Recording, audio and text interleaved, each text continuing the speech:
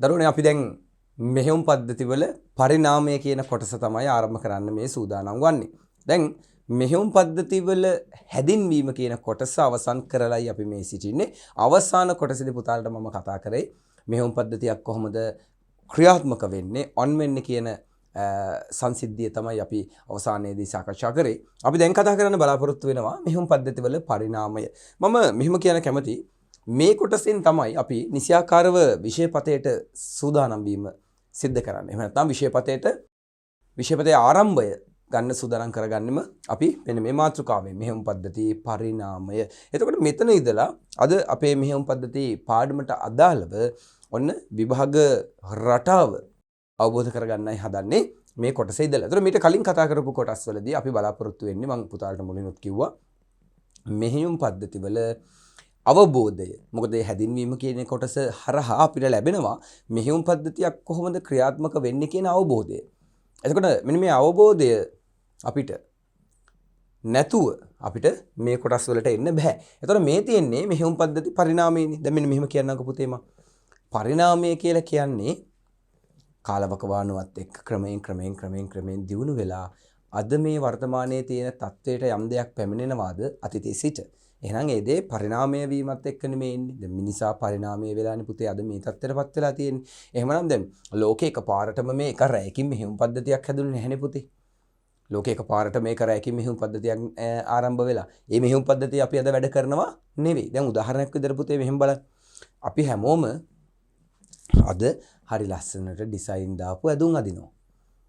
එතකොට අපි අද ඇඳුම් ඇඳට අතීත මිනිසා සත්ව හම් වලින් තමයි ඇඳුම් නිර්මාණය කරේ. ඇඳුම් ඇඳේ. ඊට පස්සේ කැලෑවල් වල ජීවත් වෙච්ච මිනිස්සු කැලෑ කොළ වලින් තමයි ඔවුන්ගේ විලිවහ ගත්තේ. එතකොට මේ මිනිස්සුන්ට මේක අවශ්‍ය වුණේ ඇයි? අවශ්‍ය වුණේ උන්ට සත්වයන්ගෙන් සිද්ධ වුණ කරදර, ඒ වගේම සීතල දරා ගන්න බැරි වෙනකොට ඔවුන්ට සිද්ධ වුණා ඇඟ වහ ගන්න. එතකොට මේක පරිණාමය වෙලා අද බලන්න අද මේක මෝස්තරයක් බවට පත් වෙලා තියෙනවා. අද මේක සම්පූර්ණයෙන්ම කලාවක් බවට පත් වෙලා තියෙනවා. මෝස්තර කලාව. හැබැයි මේ අහන්නකො පුතේ. දැන් මේ ඇඳුම් ඇඳීම පරිණාමය වුණෙත් මොකක් හරි අවශ්‍යතාවයක් නිසානේ. එතකොට මිනිස්සුන්ට මේ අවශ්‍යතාවය ඊට කලින් තිබෙන්න ඇතිනේ. හැබැයි මේක මෙහෙමනේ.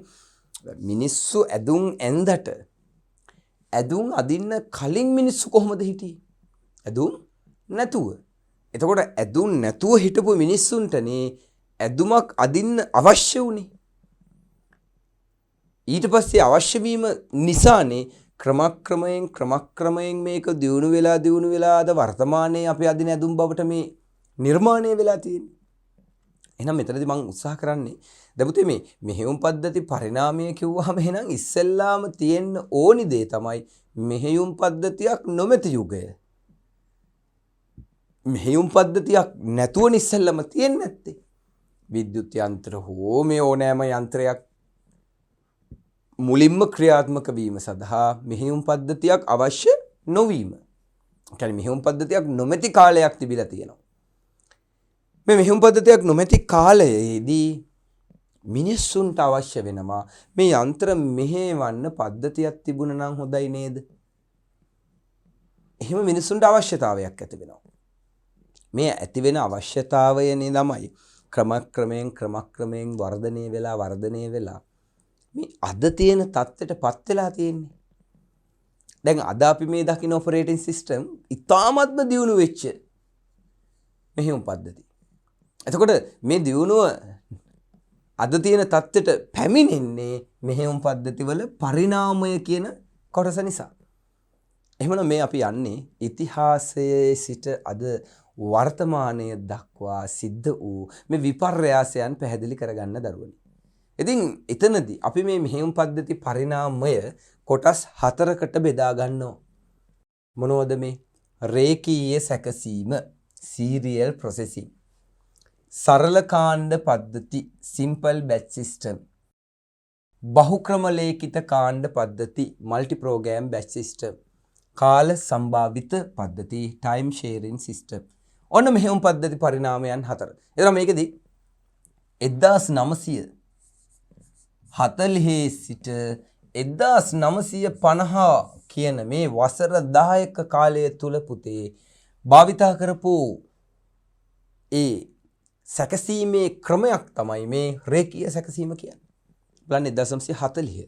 එතකොට 1940 ගණන් වලදී තමයි පුතේ මේක ආරම්භ වෙලා තියෙන්නේ. එතකොට 1940ට කලින් අපි පිටිපස්සට ගියොත් මෙහෙම පද්ධතියක් තිබිලා නැහැ. දැන් අපි දන්නවා පුතේ 1822 දී චාල්ස් බැබේ හොයාගන්නවා ඩිෆරන්ෂල් එන්ජින් එක. ඊට පස්සේ 1833 දී මෙයා හොයාගන්නවා ඇනලිටිකල් එන්ජින් එක. එතකොට 1833 ඇනලිටිකල් එන්ජින් එක හොයාගත්තට පස්සේ තව ඇටන ෂොප්බෙරි කම්පියුටර් එක මේද ඉලෙක්ට්‍රික් කම්පියුටර්ස් යුනිවැක් එඩ්වැක් මේ වගේ පරිගණක රාශියක් නිර්මාණය වෙනවා. අපි පරිගණක ඉතිහාසය තුලදී මේව සාකච්ඡා කළා. එතකොට මේ නිර්මාණය වෙච්ච පරිගණකයන් වලට එහෙමනම් මෙවැනි සැකසීමේ ක්‍රමවේදයක් තිබිලා නැහැ. එහෙමනම් ඒව හස්තමය ආකාරයට ක්‍රියාත්මක වෙලා තියෙන්නේ. පුතේ උදැල්ලකින් අපි වලක් කාරනවා කියන්නේ ඒ උදැල්ල කියන යන්ත්‍රය මෙහෙවන්නේ අපි. උදැල්ල තනියම වලක් කපා ගත්තේ නැහැ. උදැල්ල මෙහෙවුවේ අපි. ඒක මෙහෙවන්න වෙනත් ක්‍රමලේඛනයක් තිබුණේ නැහැ.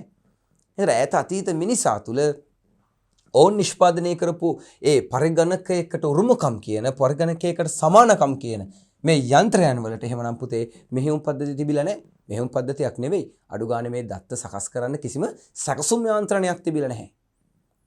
මිලෝදයක් තිබිලා නැහැ ඇත්ත කතාව. මොකද 1940න් පස්සේනේ මේ රේඛීය සැකසීම ආරම්භ වෙලා තියෙන්නේ. මෙන්න මේ කොටසේදී පුතේ ඔබ තේරුම් ගත යුතු කොටසක් තියෙනවා. මම නැවත ආයවතාවක් මතක් කරන්නම්කෝ. මම පළවෙනි දවසේ පාඩමේ ආරම්භයේදී සාකච්ඡා කරා දරුවොත් එක්ක මට මතක ඇති මේ මෙහෙයුම් පද්ධතිය කියන පාඩම ගණන් හදන්න තියෙන පාඩමක් නෙවෙයි. මේ පාඩම සිද්ධාන්ත කරුණු ගොඩක් තියෙන පැහැදිලි කිරීම රාශියක් සහිත අසා සිටින්න තියෙන ඔබට තියෙන අසා සිටින්න මට තියෙන්නේ පැහැදිලි කරන්න තියෙන පාඩමක්. එතකොට මේ පාඩමේදී පුතේ අපිට මේ වචනයක් ගානේ මාතෘකාවක් ගානේ විශාල පැහැදිලි කිරීම කරන්න තියෙනවා. ඒ නිසා මේ අහන් ඉන්න දරුවන්ට මේ පාඩම එපා වෙන්නේ නැතුව උගන්වන්න ඕනේ. නිදිමත හැදෙන්නේ නැති වෙන්න මම පැහැදිලි කිරීම කරන්න ඕනේ. මේ උගන්වන පාඩම මට එපා වෙන්නේ නැති වෙන්නත් මං වග බලා ගන්න ඕනේ. එතකොට වගකීම් ගොඩයි. දැන් පුතා අපි ලොජික් ගේට් කරනකොට අපි ගානක් ලියනවා පුතාලේ ගාන හදනවා. අපිට කරන්න වැඩ තිබුණා පුතේ. මට බෝඩ් එකේ ලියන්න දේවල් තිබුණා. පුතාලට නෝට් එකක් දාගන්න තිබ්බා. නිසා මේ ගණන් හදන පාඩම් අපිට හරි ආසාවෙන් කරන් යන්න පුළුවන්. හැබැයි මේ වගේ පාඩම් නේද? දැන් අපේ පාඩම් මාලාවේ හම්බ වෙන පස්වෙනි පාඩමනේ. එතකොට මේ වගේ පාඩම් මීට කලින් හම්බුනේ නෑ මේ දීර්ඝ විස්තර පැහැදිලි කිරීම. මේකෙදි අනිකුත් පාඩම් සෑම පාඩමක්ම එකතු කරලා කරන පැහැදිලි කිරීම. මේක නැවුම් අත්දැකීමක්. නව අත්දැකීමක්. ඉතින් මෙතනදී මම කියන්න කැමති පුතේ ඕනිම නේද? ඕනිම විෂයක මේ වගේ දේවල් තියෙනවා. අපි හරි ආසාවෙන් මෙහෙම එනවා. පහලට යනවා. ඒ කියන්නේ එපා වෙන පාඩම් තියෙනවා. ආසාව ගොඩාක් වැඩි වෙන පාඩම් තියෙනවා. එතකොට එහෙම පාඩම් එක්ක අපි ස්ථීරව ගමනක් යනවා. ආයි බිඳ වැටීම් වෙනවා, අඩුවීම් වෙනවා. එන්නෙම නැතුව ඉන්න වෙලාවල් සමහර පාඩම් ඔහොම ඉගෙන ගන්නෙම නැහැ. ඒ සපතේ මෙන්න මේ වගේ අපිට ටර්නින් පොයින්ට් තියෙන්න පුළුවන්. අපි ආසාවෙන් සමහර පාඩම් වලට සම්බන්ධ වෙනවා. සමහර පාඩම් වලට එදා ඒ වීඩියෝ එක බලන්නෙවත් නැහැ. සමහර පාඩම් ස්ථීරව අපි යනවා. සමහර පාඩම් වලදී අපි මානසික ආතතිය වැඩි වෙනවා. මේක පුතේ එකක් ගන්නවා වගේ. මුලින්ම මේක තේරුම් ගන්න ඕනේ. එතකොට මේ තැන්වලදී ඔබ තේරුම් ගන්න ඕනි දේවල් තියෙනවා. ඔබ මෙතනදී ඒ ආසාවත් එක්ක ඔබට ඒ පාඩමට තියෙන කැමැත්ත නැති කරගත්තොත් පුතේ ඔබට ඒක ලොකු පාඩුවක්. මොකද මේ විෂය නිර්දේශයේ තුල තියෙන අපේ පාඩම් 13ම එක වගේ නැහැනේ. මේ පටන් ගත්ත වෙලේ ඉඳලා මෙහෙම යන්න. එහෙම නෑ පුතේ. නිසා අපේ පාඩම් නේද? ලේසි පාඩම් තියේ, අමාරු පාඩම් තියේ, මෙහෙම මේක යන්නේ. සිග්නල් එකක් යනවා වගේ. එසා ඔබ තේරුම් ගන්න. දැන් මේ ඔපරේටින් සිස්ටම් කියන පාඩමත් අර මේ වගේ දරුවන්ට ටක් ගාලා එපා වෙන පාඩමක්. අනේ ඕනේ නෑ ඔක මේ තේරෙන්නේ නෑ කියන දේවල් මෙහෙමයි අර එහෙමයි. ඒ කියන්නේ අපිවම ඩිමෝටිවේට් කරගන්න අවස්ථාවක්. ඒ නිසා මොකද මම මේ ගන්න වෑයම මේ පාඩම පැහැදිලි කරලා දෙන්න උත්සාහ කිරීම ඒක මේ බලගෙන දරුවෝ අතේ තමයි පුතේ ඒකේ සාර්ථකත්වය තියෙන්නේ. ඉතින් ඒ නිසා තමයි මම මේ පාඩම පැහැදිලි කරගෙන යන්න කලින් මම මෙවැනි ප්‍රකාශයක් කළේ. මම මේ කියන්න උත්සාහ කරේ පුතේ ඒ වගේ අපිට හැලහැප්පීම් සිද්ධ වෙනවා විෂයක් තුල. ඒ හැලැප්පීම අපි අවබෝධ කරගත යුතුයි. තේරුම් ගත යුතුයි. ඉතින් එවැනි මොහොතක අපි වැඩිපුර ඉෆෙක්ට් එකක් දාලා පාඩම් එක සම්බන්ධ වෙන්න ඕනේ. මොකද ඔබ මෙය දැන් අතෑරියොත් පුතේ ඒ අතෑරීම නැවත ඔබට කවදාවත් අල්ලන්න බෑ. රිවිෂන් එකකදී, ප්‍රශ්නපත්‍ර සාකච්ඡාවකදී නේද? මේක අපිට අල්ලන්න බෑ. ඒ නිසා මේ තමයි අවසාන අවස්ථාව. මේ වෙලාවේ ඔබ කොහොම හරි මේක අල්ලගෙන හිටියොත්, උවමනාවෙන් ඔබ කොහොම හරි මේ පාඩමත් එක්ක සම්බන්ධ වෙලා හිටියොත් ඔබට ඒක ඉතා විශාල පිටුවහලක් වෙනවා ඉදිරි කොටස් වලට. ඉතින් ඒ නිසා අපි නැවත පාඩමට එමු. එතකොට මේ 1922 1933 පසු නිර්මාණය කරන ලද පරිගණක 1940න් පසු මේ පරිගණකයන් වලට රේඛීය සැකසීම කියලා අඩු ගානේ සැකසීමක් ලැබිලා තියෙනවා. එමනම් මෙතනින් මෙහෙට ආපු මේ අවස්ථාවල් OS එකක් නොමැති අවස්ථාවල් විදිහට අපිට සලකන්න පුළුවන්. මෙහෙවන් පද්ධතියක් මේ අදාළ යන්ත්‍ර මෙහෙවීම සඳහා පද්ධතියක් තිබිලා නැහැ. කිසිම පද්ධතියක් ලැබිලා නැහැ. ඉතින් ඒ නිසා මෙතනින් පසු 1940 දී තමයි ඔන්න ඉස්සෙල්ලම රේඛීය සැකසීම ආරම්භ වන්නේ. ඉතින් අපි දැන් බලමු මොකද්ද මේ රේඛීය සැකසීම කියන්නේ. ඒ රේඛීය සැකසීමේ තිබ්බ අඩුපාඩු නිසා සරල කාණ්ඩ පද්ධති හඳුන්වා දෙනවා. සරල කාණ්ඩ පද්ධතිවල තියෙන ගැටලු නිසා බහුක්‍රම ලේඛිත හඳුන්වා දෙනවා. බහුක්‍රම ලේඛිත තවත් දියුණු කරන්න ඒ සඳහා කාල සම්භාවිතාව පද්ධතිය හඳුන්වා දෙනවා. එහෙනම් අපි පුතේ දැන් යමු රේඛීය සැකසීම 1940 1950 රේඛීය සැකසීම. ඔන්න 1940 1950 දක්වා කාලය තුල මේක ආරම්භ වෙලා තියෙනවා. රයිට් මෙතනදී පුතේ මම මෙහෙම කියන්න කැමති දෙයක්. මේ රේඛීය සැකසීම කියන කාරණාව සාකච්ඡා කරනකොට පුතේ දැන් මෙහෙයුම් පද්ධතියක් කිව්වහම ඔබ මම අර කලිනුත් කිව්වා ඔබ හිතන් ඉන්නේ පුතේ මේ ඉන්ටර්ෆේසස් වලට. මේ ඔබට පේන මේ මතු පිටින් පේන මේ GUI එක. ඔබ මෙහෙයුම් පද්ධතියක් කියලා හිතාගෙන ඉන්නේ. අනිසා පුතේ අන්න ඒ ආකල්පය ඔළුවෙන් අයින් කරගමු අපි. මතක තියාගන්න මෙහෙයුම් පද්ධතියක් කියන්නේ පුතේ විද්‍යුත් යන්ත්‍රයක තියෙන යාන්ත්‍රික ක්‍රියාවලිය මෙහෙවන්න නිර්මාණය කරපු පද්ධතියක්. විද්‍යුත් යන්ත්‍රයක යාන්ත්‍රික ක්‍රියාවලිය මෙහෙවීම සඳහා භාවිත කරන මෙහෙයුම් පද්ධතිය. දැන් පුතේ අපි ගෙදර තියෙනවා නම් රෙදි හොදන වොෂින් මැෂින් එකක්. මේ වොෂින් මැෂින් එකේ තියෙනවද පුතේ කලර් ඩිස්ප්ලේ ඉන්ටර්ෆේසස්? නේද? පාට ඉන්ටර්ෆේසස් වොෂින් මැෂින් එකක නැහැ. නිකම් මේ අංකයක් තියෙන පොඩි ඩිස්ප්ලේ එකක් තියෙනවා එච්චරයි. ඔටෝමැටික් වොෂින් මැෂින් වල. හැබැයි මේ වොෂින් මැෂින් එක මෙහෙවන්න ඒ සඳහා මෙහෙයුම් පද්ධතියක් තියෙනවා. මේ මෙහෙයුම් පද්ධතිය තමයි පුතේ වොෂින් මැෂින් එක පාලනය කරන්නේ. වතුර ටික නියමිත වෙලාවට ඔන් කරනවා, ඔෆ් කරනවා, රෙදි ටික හොදනවා, ටයිමින් එක බැලන්ස් කරනවා. නිසා මේ ඕනෑම යන්ත්‍රයක් තුළ මෙහෙයුම් පද්ධතියක් තියෙනවා. ඕනෑම විද්‍යුත් යන්ත්‍රයක් තුළ මෙහෙයුම් පද්ධතියක් තියෙනවා. අපි කතා කරන්නේ අන්නේ මෙහෙයුම් පද්ධති ගැන. එතකොට මේ වර්තමානයේ තමයි පුතේ අපිට මේ ලස්සන කලර් ඩිස්ප්ලේ තියෙන, ලස්සන ඉන්ටර්ෆේසස් තියෙන, මේ Y වර්ණ විචිත්‍රවත් UI තියෙන OS හම්බ වෙලා තියෙනවා. එනිසා OS එකක් කියන්නේ මතක තියාගන්න මේ පේන රූපයකට නෙවෙයි. ඊට වඩා ඇතුළාන්තයෙන් ගොඩාක් දියුණු, ගොඩාක් දේවල් කරන ලොකු ප්‍රොසෙස් එකක් සහිත ක්‍රියාවලියක් තමයි මෙහෙයුම් පද්ධතියක් කියලා කියන්නේ. රයිට්. එහෙමනම් මේ රේඛීය සැකසීම කියන එක ගැන මම මෙන්න මේ විදිහේ පැහැදිලි කිරීමක් කරලා ඉන්නම්. හරිද පුතේ? මොකද මේවා අපිට තේරෙන්නේ නැත්තේ ළමයි මේ ඉස්සර කාලේ තිබ්බ දේවල්. මේ කවුරු හෝ කෙනෙක් මේ දේවල් ගැන අපිට කිව්ව දේවල්නේ අපි දන්නේ. ඒ කියන්නේ කොහේ හෝ පොත්පත්වල සඳහන් වෙලා තියෙන දත්ත සහ තොරතුරුනේ අපි මේ දන්නේ. නැතු අපි 1940 තිබ්බ යන්ත්‍ර S2 දැකලා නැහැ. නේද? අපි ඒ කාලේ ඉඳලා නැහැ. එතකොට ඒ කාලේ ලෝකෙච්චර දියුණු නැහැ. ඒ කාලේ පුතේ යන්ත්‍ර තිබිලා තියෙනවා. මේ යන්ත්‍ර සූත්‍ර අපි කියන්නේ යන්ත්‍ර සූත්‍ර. මේ යන්ත්‍ර සූත්‍ර වලින් සිද්ධ වෙලා තියෙන්නේ යම් යම් නිෂ්පාදන කටයුතු පුතේ. අද වගේ මේ කම්පියුටර්ස් වගේ දේවල් හොයාගෙන සින්දු අහන්න, ෆිල්ම් බලන්න, ගේම් ගහන්න එහෙම යන්ත්‍ර බිහි වෙලා තිබුණේ නැහැ. ඒ වගේ අවශ්‍යතාවයක් මිනිසුන්ට තිබුණේ නැහැ. ඒ නිසා මිනිසුන්ට මේ යන්ත්‍රයක් දැකපුවත් නැති කාලේ, විදුලිය ආව මුල් කාලේ පුතේ මිනිස්සු නිර්මාණය කරා විවිධාකාර යන්ත්‍ර තමාගේ එදිනෙදා ජීවිතයේ අවශ්‍යතා සඳහා, නිෂ්පාදන කටයුතු සඳහා, කර්මාන්තශාලා සඳහා ඒ නිර්මාණය කරපු යන්ත්‍ර පුද්ගලයෙක් විසින් මෙහෙවනවා. නමුත් ඒ යන්ත්‍ර වලින් අපිට අවශ්‍ය දේවල් කරගන්නකොට හිතන්න පුතේ මොකක් හරි බිස්කට් පැකට් එකක් හදන මැෂින් එකක් කියලා. වී කොටන මැෂින් එකක්, වී කොටන, හාල් කොටන මේ වගේ යන්ත්‍ර නේ, චොකලට් හදන, පිටි හදන, අයිස්ක්‍රීම් හදන මේ යන්ත්‍ර, රෙදි මහන යන්ත්‍රයක්, මහන මැෂින් එක යන්ත්‍රයක්. එතකොට මෙන්න මෙවැනි යන්ත්‍ර පාලනය කරන්න තමයි මුලින්ම මෙහෙයුම් පද්ධති නිර්මාණය කරලා තියෙන්නේ. එතකොට මෙන්න මේ යන්ත්‍රයන් වල ක්‍රියාකාරීත්වයේ සඳහා ඒ යන්ත්‍රයන් වලට අනුකූලව මුල් යුගයේ පුතේ නිර්මාණය කරා විවිධ පද්ධති. එහෙම නිර්මාණය කරපු පළමු පද්ධතිය තමයි මේ රේඛීය සැකසීම කියලා කියන්නේ. ඉතින් අපි බලමු කියවලා මෙයා මොකද්ද මේ කියන්නේ කියලා. මුල් යුගයේ පරිගණක සඳහා මෙහෙයුම් පද්ධතියක අවශ්‍යතාවයක් නොතිබුණි. අන්න මම කිව්වනේ පුතේ මෙහෙයුම් පද්ධතියක අවශ්‍යතාවයක් තිබුණේ නැහැ මුල් යුගයේ පරිගණකවලට. 1940ට කලින් තිබුණු යන්ත්‍රවලට එහෙම මෙහෙයුම් පද්ධතියක් අවශ්‍ය වුණේ නැහැ. එහෙම මෙහෙයුම් පද්ධතියක් ඕනිද නැද්ද කියලාවත් මිනිස්සු දැනන් හිටියේ නැහැ. මුල් යුගයේ පරිගණක සඳහා මෙහෙයුම් පද්ධතියක් අවශ්‍ය වුණේ නැහැ.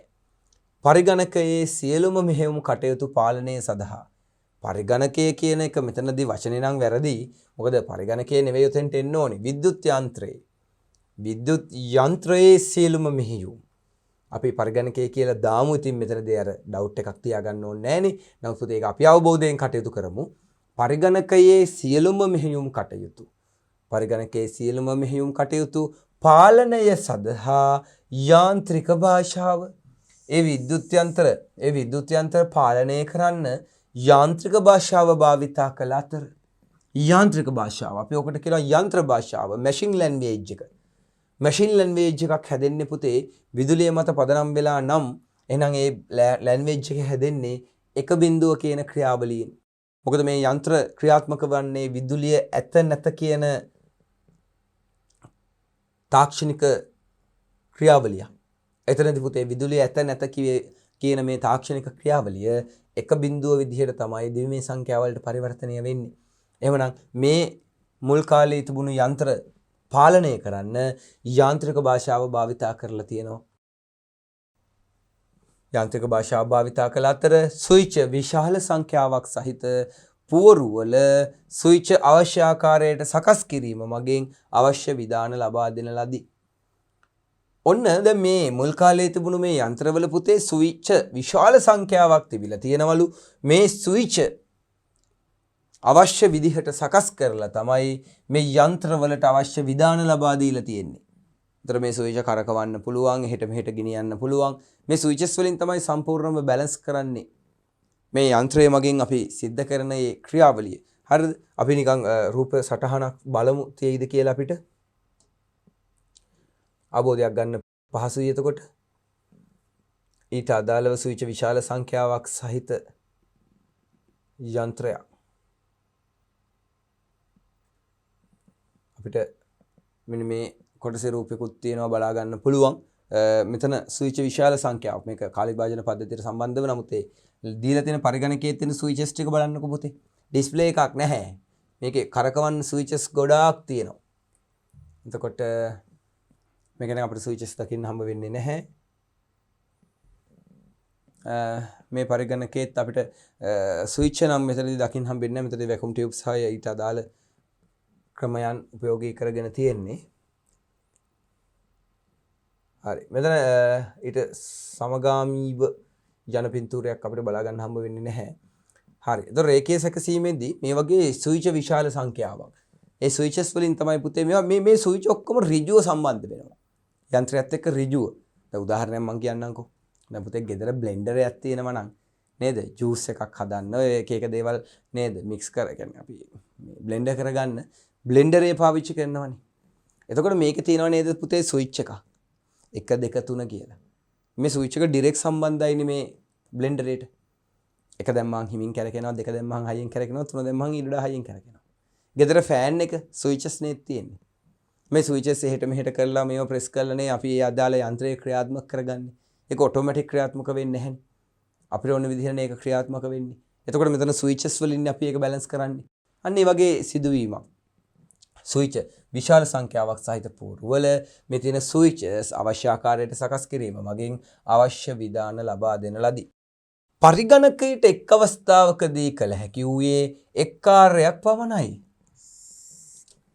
මේ රේඛීය සැකසීම සහිත යන්ත්‍රවලට එකපාර කරන්න පුළුවන් පුතේ එක වැඩයි. එක් කාර්යයක් පමණක් වූ අතර බහු කාර්යයන් කරවා ගැනීම සඳහා ඒවා අවශ්‍ය පරිදි පෙළගස්වා බහුකාර්යයන් වැඩ ගොඩක් කරගන්න ඕනේ නම් මේකෙන් පුතේ 3-4 දිනක් ඇවිල්ලා ඉන්නව නම් ඒව අපිට පෙළගස්සන්න වෙනව අවශ්‍ය පරිදි 1 2 3 කියලා. එහෙම පෙළගස්වා එක් කාර්යයක් නිම කිරීමෙන් පසු අනෙක් කාර්ය කරවා ගැනීමට සිදු විය.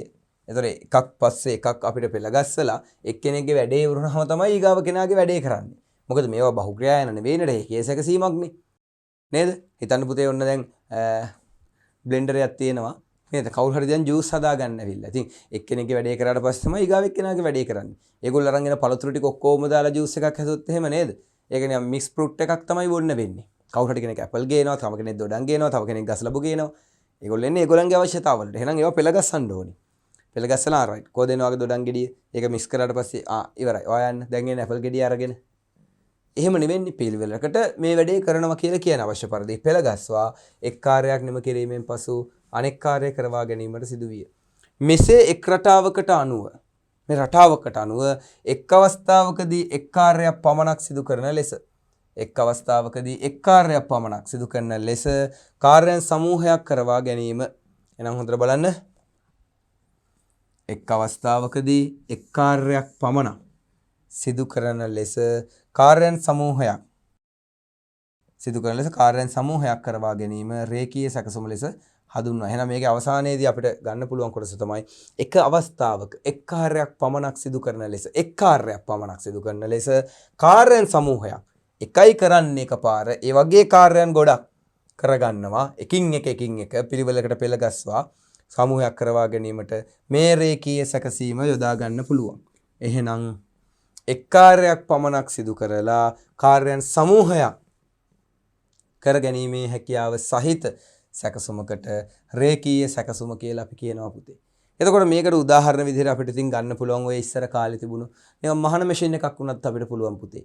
මේ මහන මැෂින් එකේ වුණ ස්විචස් වලින් තමයි ඒවා එහෙට මෙහෙට තද කරන්නේ නේද? ඒ ස්විචස් භාවිතා කරලා තමයි මේ මහන මැෂින් එක අපි පාලනය කරන්නේ. ඉතින් රෙදි මහන්න 3 දෙනෙක් ඇවිල්ලා හිටියොත් එහෙම ළමයි 3 දෙනාගම රෙදි එකපාර මහන්න බෑ. එක්කෙනෙක්ගේ වැඩක් ඉවර කළා තමයි ඊගාව කෙනාගේ වැඩේ කරන්නේ. එතකොට මේවා පාලනය කරන්න මේ යම් රේඛීය සැකසීම කියන මේ සැකසීමේ පද්ධති තිබිලා තියෙනවා. එතකොට මෙන්න මේ පද්ධති හරහා තමයි ළමයි මේ ඉතිහාසයේ 1940 ගණන් වල තිබුණු මේ කුඩා යන්ත්‍ර පාලනය කරලා තියෙන්නේ. ඉතින් පුතේ ඔබ හිතන්න ඒ කාලේ මේ කම්පියුටරයක් වගේ එකක් ගෙනihin ඔකට මේ OS එකක් දාලා ඒක හරි ලස්සනට තිබුණා. ඒවෙන් තමයි මේක පාලනය කරේ. එහෙම දේවල් නෙවෙයි. ඒ කාලේ හිටපු මිනිස්සු මේවා දන්නේත් නැහැ. මේවා දැකලත් නැහැ. ඒගොල්ලන්ට හිතා ගන්නත් බෑ. ඉතින් හිතන්න පුතේ 1940 ගණන් වල 1950 ගණන් වල හිටපු මිනිස්සු එයාලා හිතන්නේ නැති එයාලා තමයි මේ ලෝකයේ දියුණුම තාක්ෂණය පාවිච්චි කරන්න කියලා ඒ කාලේ. අද අපි හිතනවා වගේ නේද? අද අපි හිතනවානේ අපි තමයි ලෝකේ ලොකුම තාක්ෂණය පාවිච්චි කරන්නේ. තව අවුරුදු 50කින් ඒගොල්ලෝ හිතයි අයියෝ මේ 2000 ගණන් වල ජීවත් වෙච්ච මිනිස්සු මොනවද ඒ කාලේ කරලා තියෙන්නේ නේද? ටෙක්නොලොජි කියලා මේ මිනිස්සු පව්. ඇයි තව අවුරුදු 50කින් 100කින් තවත් දියුණු වෙනවා ලෝකේ. එහෙම දියුණු වෙනකොට ඒගොල්ලෝ අපි දිහා බලලා හිනා වෙයි. අද අපි ඒගොල්ලෝ දිහා බලලා මේ කියනවා වගේ නේද? 1940 කියන්නේ අවුරුදු කීයද? අවුරුදු 80ක් වගේ ආසන්නයි. අවුරුදු 80ක් නේද? අවුරුදු 80ක් 100කටත් අඩුයි. අවුරුදු 80ක වගේ ඉතිහාසයක් ගැන අපි මේ කතා කරන්නේ. ඉන්ටර්ෆේස් එකක් දැකලා නැහැ. කලර් ඩිස්ප්ලේ මොනිටර් එකක් දැකලා නැහැ. මවුස් එකක් දැකලා නැහැ. රයිට්. ඉතින් මෙවැනි කාලයක පුතේ මේ භාවිතා කරපු දේවල් ගැන අපි මේ කතා කරන්නේ. ඒතර අපිට මේවද වර්තමානයේට වැදගත් නැහැ. නමුත් වර්තමානයේ අද අපි භාවිතා කරන ඔපරේටින් සිස්ටම් එක නිසා අපිට මේක වැදගත් වෙන්නේ. එහෙනම් ඔන්න රේඛීය සැකසීම කියන්නේ මොකක්ද? මේකද සිද්ධ වෙන්නේ මොන වගේ දේවල් ටිකක්ද කියලා අපි මේ ඉගෙන ගත්තේ. දැන් මේ රේඛීය සැකසීම කියන මේ කාරණාව තුල මොනවද මේ රේඛීය සැකසීමේ සුවිශේෂී ලක්ෂණ? ඔන්න හොඳට අපි අහගන්න ඕනි කොටස පුතේ. රේඛීය සැකසීම එක් කාර්යයකට පසු අනෙක් කාර්යය සිදු කරයි. ඒක අපි දැන් දන්නවා. එක වැඩකට පස්සේ තමයි අනිත් වැඩේ කරන්නේ. එක් කාර්යයකට පසු අනෙක් කාර්යය සිදු කරනවා. ඒ වගේම පුතේ මේක තනි පුද්ගල පද්ධතියක්. තනි පුද්ගල පද්ධතියක්. තනි පුද්ගල පද්ධතියක් කියලා කියන්නේ මේ යන්ත්‍රයෙන් වැඩ කරන්නේ එක පුද්ගලයයි. පුතේ මහන මැෂින් එකේ වැඩ කරන්නේ එක්කෙනයි.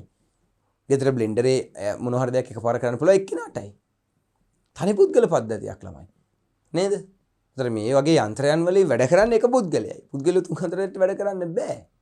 එහෙනම් මේ රේඛීය සැකසීම කියලා කියන්නේ තනි පුද්ගල පද්ධතියක්. ඒ වගේම මේකෙදි වෙන්නේ එකක් වැඩකට පස්සේ තමයි අනිත් වැඩේ කරන්නේ. එක් කාර්යයකට පසු අනෙක් කාර්යය සිදු කරයි. තුන්වෙනි එක ක්‍රමලේඛ පරිශීලක දෘඩාංග සමග ඍජු සම්බන්ධතාවයක් දක්වයි. ක්‍රමලේඛ ප්‍රෝග්‍රෑම් එක. මේ ප්‍රෝග්‍රෑම් එක පුතේ පරිශීලකගේ දෘඩාංගය පරිශීලක වැඩ කරන ඩිවයිස් එක තියෙනවානේ. එයත් එක්ක ඍජු සම්බන්ධතාවයක්. එයත් එක්ක ඍජු සම්බන්ධතාවයක් දක්වයි. මොකද මේක දැන් අපි දන්නවා අද වර්තමානයේ ඔපරේටින් සිස්ටම් අපිත් එක්ක ඍජු සම්බන්ධයක් දක්වන්නේ. එයා ගිහලා පරිගණක දෘඩාංග එක්ක තමයි සම්බන්ධ වෙන්නේ. එතකොට අපිත් එක්ක ඍජුව සම්බන්ධ වෙන්නේ නැහැ. හැබැයි ඒ කාලේ එහෙම නෑ පුතේ.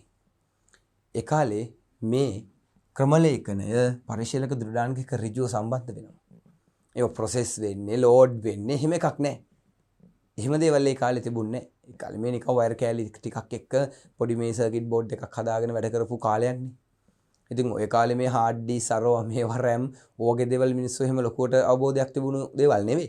ඒ නිසා පුතේ රේඛීය සැකසීම කියන යන්ත්‍රවල ක්‍රමලේඛ ප්‍රෝග්‍රෑම් එක පරිශීලක දෘඩාංග එක්ක ඍජුව සම්බන්ධ වෙලා තියෙනවා. ඒ වගේම මෙහෙයුම් පද්ධතියක් නොමැත. මෙහෙයුම් පද්ධතියක් තිබුණේ නැහැ. රේඛීය සැකසීමේදී මෙහෙයුම් පද්ධතියක් තිබුණේ නැහැ. මේ දෘඩාංග එක්ක ඍජු සම්බන්ධතාවයක් දක්වපු කොටස් තමයි තිබුණේ. ඒවා අපි අතින් කරකවල තමයි මෙහෙවන්නේ. එනිසා මේවා තනිපුද්ගල පද්ධති. මේවා තුල මෙහෙයුම් පද්ධති දකින්න පුළුවන් කමක් ලැබුණේ නැහැ. ඒක තමයි මේ කියන්නේ මෙහෙයුම් පද්ධතියක් නොමැත කියලා. ඊගාවට ක්‍රමලේඛ ඍජුව පරිගණකයේ වෙත ප්‍රවේශ කරගනී. මොනවා හරි ක්‍රමලේඛයක් තියෙනවා නම් එයා ඍජුවම මේ යන්ත්‍රයේ වෙත ප්‍රවේශ කරගන්නවා. ඍජුවම මේ පරිගණකයේ වෙත එහෙම නැත්නම් යන්ත්‍රයේ වෙත ප්‍රවේශ කරගන්නවා. ආයෙ හොයලා බැලුවා අරවා මේවා ඒ මොකවත් නැහැ. කෙලිම යන්ත්‍රයේ වෙත ඍජුවම ප්‍රවේශ කරගත්තා. යන්ත්‍ර ක්‍රියාත්මක කරවීමට ස්විච් විශාල ප්‍රමාණයක් භාවිතා කරන ලදී. ස්විච් විශාල ප්‍රමාණයක් මේ යන්ත්‍රය ක්‍රියාත්මක කරවන්න. හරිය නිකන් නැවක් ප්ලේන් එකක් ස්ටාර්ට් කරනවා වගේ. පුතා දැකලා තියෙනවනේ ප්ලේන් එකක් ස්ටාර්ට් කරන විදිය. ස්විචස් ගොඩාක් දාලා එහෙමනේ ස්ටාර්ට් කරන්නේ. ඊට පස්සේ තමයි ප්ලේන් එක ක්‍රියාත්මක වෙන්නේ. දැන් මේකෙදි කියනවා අන්න ඒ වගේ වැඩලු මේ. මේ යන්ත්‍ර ක්‍රියාත්මක කරන්න ස්විච් විශාල ප්‍රමාණයක් භාවිතා කරන්න සිද්ධ වෙලා තියෙනවා. දැන් අද අපේ කම්පියුටරයක් ඔන් කරන්න පුතේ එක ස්විච් එකයිනේ තියෙන්නේ. පවර් ඔන් ස්විච් එක වුගන් කම්පියුටරේ ඔන් වෙනවා.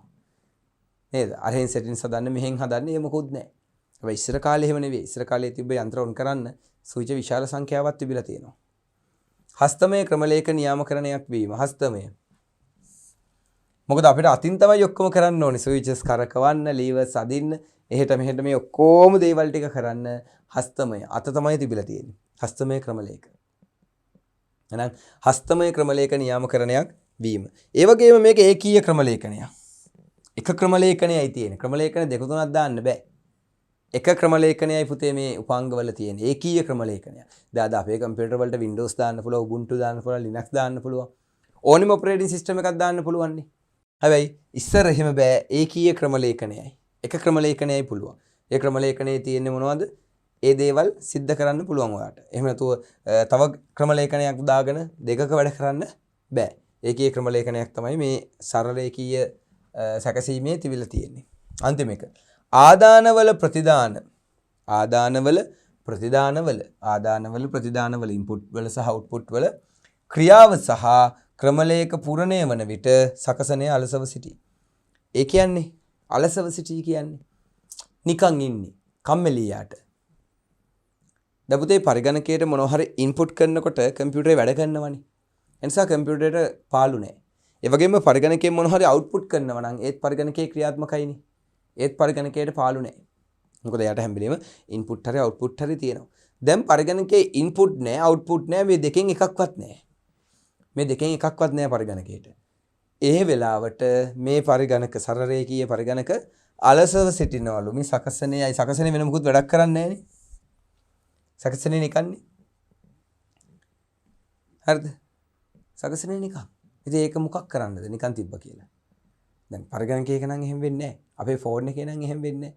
දැන් ගෙදර රෙදි ටික හොදලා ඉවරුනාට පස්සේ පුතේ රෙදි ටික දාද්දිත් එයා ඔන් වෙලා තියෙන්නේ. රෙදි ටික හොදලා ඉවරලා ගත්තට පස්සේ එයා නිකන් ඉන්නේ. දැන් වොෂින් මැෂින් එකක දවසට පැයක් යද්දි රෙදි ටික හොදනවා. ඉතුරු පැය 23ම වොෂින් මැෂින් එකේ ඉන්නේ නිකන්නේ. ඔයා වෙනුවෙන් මොකුත් කරන්නේ නැහැ නේ. නේද? දැන් කම්පියුටරයක් එහෙම නෙවෙයිනේ. කම්පියුටරයක් නිකන් ඉන්නේ නැහැනේ. වෛරස් හරි හොයනවා. හැබැයි මෙවැනි පද්ධතිවල එහෙම නැල්ලු. ආදානවල ප්‍රතිදානවල ක්‍රියාව සහ ක්‍රමලේඛ පුරණය කියන්නේ ක්‍රමලේඛය සම්පූර්ණ වුණාට පස්සේ සකසනේ නිකන්ලු ඉන්නේ. හලසයිලු. හරි කම්මැලිලු. මොකද අපිට සකසනේ වැඩක් ගන්න නැහැ කියන්නේ ඒක අපරාධයක්. පුළුවන් තරම් අපි බලන්න ඕනේ සකසනයකින් වැඩක් ගන්න. සකසනයක් නිකන් තියලා හරියන්නේ නැහැ පුතේ. ඒක කාටවත් තේරුමක් නැහෙනි. හරි. ඉතින් නමුත් අපිට ඒ ක්‍රියාවලිය සරල සැකසීමේ ක්‍රියාවලියේදී හදන්න බැරි වෙලා තියෙනවා. ඉතින් ඒ නිසා සකසනය අලසව තමයි ඉන්නවා කියලා කියන්නේ. මෙන්න රේඛීය සැකසීමේ අවාසි. දැන් රේඛීය සැකසීමේ ලක්ෂණ අපි දැන් දැක්කනේ. ඒකීය ක්‍රම ලේඛනයක්, එක ක්‍රම ලේඛනයක් විතරයි වැඩ කරන්නත් පුළුවන්. right? ඉතින් ඒ නිසා මේකෙදී අපි වැඩ ටික පිළිවෙලකට කරන්නේ එකක් ඉවර කරලා තමයි අනිත් එකට යන්නේ. ඒ වගේම ඉන්පුට් අවුට්පුට් නැති වෙලාවට සකසනේ අලසව සිටිනවා. දැන් මේ වගේ ලක්ෂණ කතා කරාට පස්සේ අපිට දැන් එන්නේ අවාසි. මොනවාද මේ රේඛීය සැකසීමක තියෙන අවාසි? පරිශීලක විසින් තමන්ගේ කාර්යය සිදු කර ගැනීමට අවශ්‍ය පරිගණක කාලය වෙන් කරගත යුතුය. පරිශීලක කියන්නේ යූසර්. තමාගේ කාර්යය සිදු කර ගැනීමට අවශ්‍ය පරිගණක කාලය. මට මෙන්න මේ වැඩක් තියෙනවා කරන්න හාල් ටිකක් කොටන්න. මට පැය භාගයක් දෙන්නකො මගේ හාල් ටික කොටා ගන්න කියලා අපි වෙලාව වෙන් කර ගන්න ඕනේ. අපි වෙලාව හිතලා තමයි ගන්නෙ. මට පැය භාගයක් වගේ දෙන්නකො මේ මැෂින් එකේ හැටියට මේ හාල් ටිකක් තියෙනවා කොටා ගන්න කියලා අපි මැෂින් එකකින් ගන්නවා වෙලාව. පැය භාගයක් කියලා හිතලා ගන්නවා. වෙන් කරන ලද සම්පූර්ණ කාලය අවසන් වීමට පෙර. ඒ කියන්නේ අපි දැන් පැයක් නිල්ලගත්තේ. මේ පැය අවසන් වීමට පෙර කාර්යය අවසන් වුවහොත්. ඒ කියන්නේ පුතා දැන් පැයක් ඉල්ලගත්තනේ විනාඩි 40කින් හාල් ටික කොටලා ඉවරයි. පැයක් ඉල්ලගත්තාම ඊගාව කෙනාට එන්න කියන්නේ හරියටම ළමයි මේ පැය ඉවර වෙනකොට. හැබැයි ඊට කලින් විනාඩි 40කින් ඔයාගේ කාර්යය අවසන් වෙනවා. අවසන් වුවහොත් ඉතිරි පරිගණක කාලය අපතේ යන අතර. ඉතිරි පරිගණක කාලය අපතේ යන අතර. අවසන් කිරීමට පෙර වෙන් කරන ලද කාලය අවසන් වුවහොත් පරිශීලකයාට කාර්ය අතරමඟදී විනාශ කර දමා නැවත කිරීමට සිදුවේ. ඒ කියන්නේ පුතේ අපි වෙන් කරගන්නවා පැයක්. පැයක් වෙන් කරගෙනත් කාලය මදි. පැයෙන් කරගන්න බැරි වෙනවා. පැය විනාඩි 10ක් වගේ යන්න හදන්නේ. එතන මොකද වෙන්නේ? එහෙම වෙලාව සීමාව ඉක්මවා පනිනකොට ආයෙ ක්‍රියාව විනාශ කරන්න ඕනේ. මොකද ඊගාව පැය ආයෙ තව කෙනෙක්ට දෙන්න ඕනේ. ඒතර අපිට ආයෙ පාරක් වෙලාවක් වෙන් කරගෙන ආයෙ කරන්න වෙනවා. ඒ නිසා මේකේ අවුලක් තියෙනවා. වෙන් කරගත්ත කාලයට කලින් ඉවර වුණොත් ඉතිරි කාලය අපත යනවා. වෙන් කරගත්ත කාලයට වඩා අපිට යන්ත්‍රයෙන් ලබා දෙන කාලය වැඩියෙන් ඕනේ වුණොත් ඒත් ගැටලුවක් යනවා. මොකද ඒක ඊට කලින් වෙන් කළානේ කවුරු හරි දැන් මම ඉල්ලනවා මේක 9 ඉඳලා 10 වෙනකම්. තව කෙනෙක් 10 ඉඳන් 11 වෙනකම් ඉල්ලලා. එතන 10ට වඩා ටයිම් එක පයින්නවා කියන්නේ ඊගාව එක්කෙනා එයාගේ කාර්ය ක්‍රියාත්මක කරන්න ඕනේ. එතකොටත් වෙන්නේ මේක විනාශ වෙනවා. අතරමඟදී විනාශ කර දමා නැවත කිරීමට සිදුවේ. ඉතින් මේ වගේ ගැටලු ඔන්න ඇති වෙන්න පුළුවන් මේ සරල රේඛීය එහෙම නැත්නම් රේඛීය සැකසීම කියන සැකසීම් ක්‍රමවේදයේදී මෙවැනි ප්‍රශ්න වෙන්න පුළුවන්. 3. යම් කාර්යයක් පරිගණකයට නැන්වීමේදී ඒ සඳහා අදාළ ක්‍රමලේඛය මතකයට නැන්වීම හා ක්‍රමලේඛය ක්‍රියා කරවීමට අවශ්‍ය පසුබිම යන කාර්යයන් දෙකටම දිගු කාලයක් ගත විය. මොකක් හරි කාර්යයක් වාට පරිගණකයේ ඔය කියන යන්ත්‍රයෙන් කරගන්න ඕනි නම් ඒකට අදාළ ක්‍රමලේඛය හිතනවා එකතු කිරීමක් අඩු කිරීමක් නම් කමන්නේ. ඒතර ඒ වගේ දෙයක් නම් අපිට සරලව කරන්න පුළුවන් එකතු කිරීමක් අඩු කිරීමක්. මේක එහෙම නෙවෙයි. ඊට වඩා ලොකු දෙයක්. ඒ නිසා ඊට අදාළ ක්‍රමලේඛය මතකයට නන්වන්න ඕනේ. RAM එකට දෙන්න ඕනේ. RAM එකට දෙන්න ඕනේ දැන්. මොකද ඒ මොකක් හරි ක්‍රියාවලියක් කරන්නනේ හදන්නේ. ඒතර පුතේ කරන්න හදන ඒ ක්‍රියාවලියට අදාළ ක්‍රමලේඛය ප්‍රෝග්‍රෑම් එක අපි RAM එකට ලබා දෙන්න ඕනේ. මතකයට නැන්වීම හා ක්‍රමලේඛය ක්‍රියා කරවීමට අවශ්‍ය පසුබිම. ඒ ක්‍රමලේඛය ක්‍රියාත්මක වෙන්න ඕනි පසුබිම. ජන කාර්යයන් දෙකටම දිගු කාලයක් ගත වීම. ඔන්න අවාසියක්. දැන් හිතන්න ඔය සරල රේඛීය යන්ත්‍රයෙන් මොකක් හරි තව වෙන වැඩක් කරගන්න ඕනේ. ඉතින් වෙන වැඩක් කරගන්න ඕනි නම් ඒ වැඩේට අදාළ ප්‍රෝග්‍රෑම් එක RAM එකට ලෝඩ් කරන්න ඕනේ. එතකොට ඒක RAM එකට ලෝඩ් වුණාට විතරක් හරියන්නේ නැහැ. ඒක ක්‍රියා කරගන්න ඕනේ පසුබිමත් හදා ගන්න ඕනේ. එතකොට මෙන්න මේ දෙකටම ලොකු වෙලාවක් යනවා. ඉතින් ඒ නිසා රේඛීය සැකසීමේ ඒ කාලයත් අපරාධනේ. ඒකත් අවාසියක් විදිහට තමයි මෙයාලා සඳහන් කරන්නේ. මොකද දැන් අද අපිට එහෙම නෑනේ ළමයි. අද අපේ කම්පියුටර් වලට පෙන් එකකින් ටක් ටක් ටක් ගාලා වේගෙන් දේවල් ගන්න පුළුවන්. නමුත් ඉස්සර කාලේ පරිගණක වලට එහෙම කරන්න පුළුවන් කමක් තිබුණේ නැහැ. ඉතින් ඒ නිසා ඒක ඒවල් කරන්න ලොකු කාලයක් ගත වෙලා තියෙනවා. හරිද? එක ඩිවයිස් එකකින් තව ඩිවයිස් එකකට මාරු වෙනවා වගේ වැඩක් නෙමෙයි මේක. මොකද ඒ තියෙන ඩිවයිස් එකේ ප්‍රෝග්‍රෑම් එක සහ මුලින්ම මාරු කරන්න ඕනේ. එතකොට ඒක මාරු කරාට පස්සේ ඊට අදාළ පරිසර තත්ත්වයන් ඒ කියන්නේ මේ සියලුම දේවල් අපි වෙනස් කරන්න ඕනේ, මාරු කරන්න ඕනේ. ඉතින් මේක ගොඩාක් වෙලාවට සිද්ධ කරනවා අඩුයි. මේ විදිහට ඔය ප්‍රෝග්‍රෑම් දෙක තුනක් එකට වැඩ කරන එක. නමුත් එහෙම අඩු වුණාට රේඛීය සැකසීමකදී මේ වගේ දෙයක් කළොත් ඒ සඳහා දිගු කාලයක් ගත වෙනවා කියන අවබෝධය අපි ඇති කරගන්න ඕනේ. මොකද දැන් ඔය කියන්නේ යම් කාර්යයක් පරිගණකයේ නැන්වීමේදී ඒ සඳහා අදාළ ක්‍රමලේඛයේ මතකයේ නැන්වීමටයි ඒක ක්‍රියාත්මක කරන්නයි වෙලාවක් යනවා කියලානේ. ඉතින් ඕක ඕනි වෙන්නේ ඇයි? අපි කරන ක්‍රියාවලිය මාරු වෙන හින්දානේ. දැන් එක ක්‍රියාවලියක් කර ඉඳලා ඊගාවට තව ක්‍රියාවලියක් කරන්න යනවා. ඒතර මේ දෙක පරස්පරයි වෙනස්. ඒතර මේ x සහ y කියලා ප්‍රෝග්‍රෑම් දෙකක් තියෙන්නේ ක්‍රියාවලි දෙකක්. ඒතර මේ දෙක කරන්න නම් මොකද වෙන්නේ? x සඳහා අපි පාවිච්චි කරපු ප්‍රෝග්‍රෑම් එක අයින් කළා y සඳහා අවශ්‍ය ප්‍රෝග්‍රෑම් එක මතකයට ඇතුල් කරන්න ඕනේ. ඇතුල් කළා ඒ පරිසරයෙන් හදා ගන්න ඕනේ. එතකොට ඔන්න ඔය සංසිද්ධිය සඳහා ඔන්න ඔය ක්‍රියාවලිය සඳහා දිගු කාලයක් ගත වෙනවලු. ඒ දිගු කාලයක් ගත වීම අවාසියක් විදිහට හඳුන්වනවා. එහෙනම් මෙන්න මේ අවාසි ටික ආයි බලා ගන්න පරිශීලක විසින් තමන්ගේ කාර්යය සිදු කර ගැනීමට අවශ්‍ය පරිගණක කාලය වෙන් කර ගන්න ඕනි. වෙන් කරන ලද සම්පූර්ණ කාලය අවසන් වීමට පෙර කාර්යය අවසන් වුණොත් ඉදිරි පරිගණක කාලය අපත යනවා.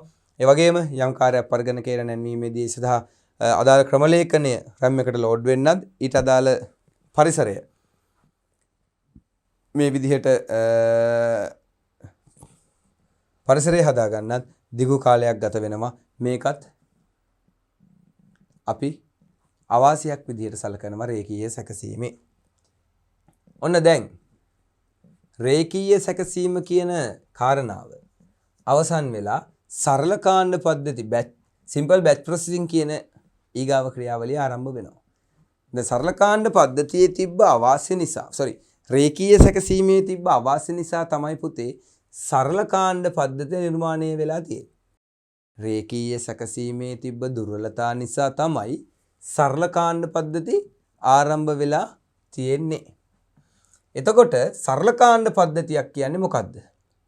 සිම්පල් බැච් ප්‍රොසෙසින් කියන්නේ මොකද්ද? දාරක රේඛීය සැකසීම කියලා කියන්නේ මෙන්න යන්ත්‍රයක් තියෙනවා. මේ යන්ත්‍රය තුලින් යම් කිසි ක්‍රියාවලියක් කරන්න මේ විදිහට පිරිස් බලන් ඉන්නවා. එතකොට x කියන කෙනාගේ වැඩේ ඉවර වෙනකම් y ට ඉන්න වෙනවා. ඒක රේඛීයයි මේ.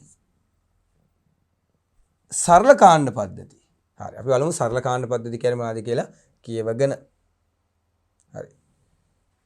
දෙවන පරම්පරාවේ පරිගණක බිහිවීමත් සමග දැන් පුතේ ඔන්න දෙවන පරම්පරාවේ දැන් දෙවන පරම්පරාවේ පරිගණක බිහි වෙනකොට පළමු පරම්පරාවේ පරිගණක සඳහා භාවිතා කරපු තාක්ෂණ තමයි වැකුම් ටියුබ් කියලා කියන්නේ.